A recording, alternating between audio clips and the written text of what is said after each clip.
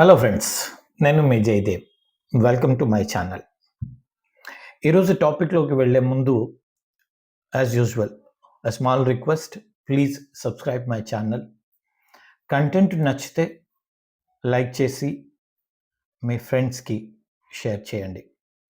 ఇక టాపిక్లోకి వెళ్తే ఈరోజు అగైన్ యునెస్కో ప్రపంచ వారసత్వ సంపదగా గుర్తించినటువంటి ఒక విషయాన్ని మనం చర్చిద్దాం.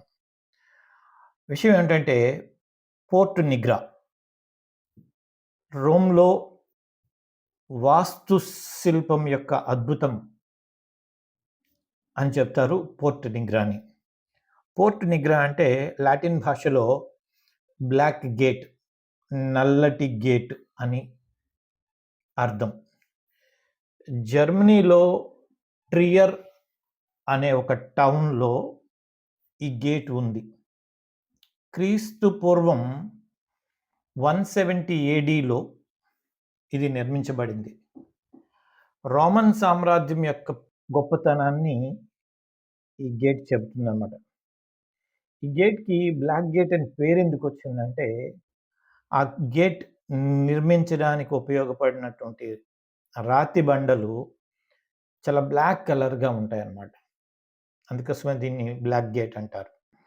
అంతేకాకుండా కొన్ని శతాబ్దాలుగా ఇది అక్కడ ఉంది కాబట్టి కాలక్రమేణా రాయి నల్లగా మారిపోతుందంట కూడా. ఇక దీని నిర్మాణం గురించి మనం కానీ చర్చిస్తే, మొట్టమొదటిసారిగా దీన్ని నిర్మించేటప్పుడు ఆ పట్టణానికి అంటే ట్రియర్ పట్టణానికి ఎంట్రన్స్ గేట్గా దీన్ని నిర్మించారంట. అంతేకాకుండా ఈ గేట్ చాలా పెద్ద శాండ్ స్టోన్తో నిర్మించబడిందంట. అంటే ఒక్కొక్క బండ ఏకంగా కొన్ని వందల టన్నుల బరువు ఉండేదంట. అండ్ 2 బండలకు మధ్య కూడా జాయిన్ చేసేటప్పుడు ఎటువంటి సిమెంట్ అట్లాంటివి అప్పటికి లేవు కాబట్టి అవి కాకుండా జస్ట్ ఇనుప కడ్డీలతో బండల్ని జాయిన్ చేశారన్నమాట. సో ఆ రోజు అప్పుడున్న పరిస్థితులను బట్టి ఆ టెక్నాలజీ వాళ్ళు వాడడం జరిగిందనమాట. ఇక దీని ఎత్తు కానీ చూస్తే 98 అడుగులు ఎత్తంట. మొత్తానికి 4 అంతస్తులు ఉన్నాయంట. అయితే రీసెంట్గా జరిగినటువంటి పరిశోధనలో ఇంకా 2-3 అంతస్తులు భూమి లోపటికి వెళ్ళిపోయి ఉన్నాయి. భూమి లోపట ఉండొచ్చు అని ఒక అంచనా అన్నమాట. మొదట్లో ఇది ఆల్రెడీ చెప్పాను, ఆ పట్టణానికి ఎంట్రన్స్ గేట్గా ఉపయోగించబడేది.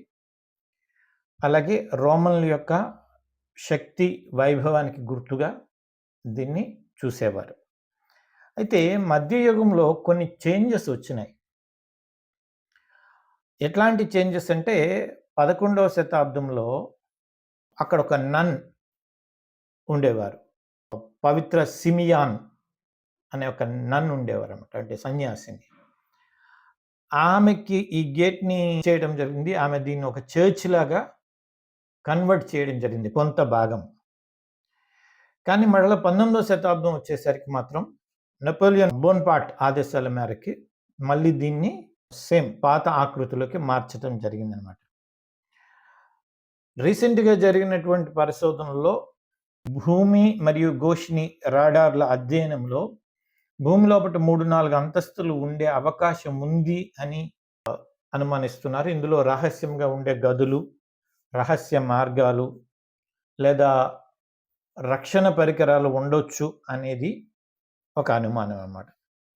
ఏదైనా నాటి రోమన్ల నిర్మాణ నైపుణ్యానికి ఇది ఒక ప్రతీక అని చెప్పొచ్చు. ఈ నూతన అవశేషాలు రోమన్ పట్టణ ప్రణాళిక మరియు ప్రొటెక్షన్, అంటే దుర్గాలంటే కోటల నిర్మాణం పైన విలువైన సమాచారం మనకు అందిస్తుందన్నమాట. ముందే చెప్పానుగా, ఇది యునెస్కో ప్రపంచ వారసత్వ సంపదగా గుర్తించడం జరిగింది. ఇప్పుడు మంచి టూరిస్ట్ ప్లేస్ అయింది అది.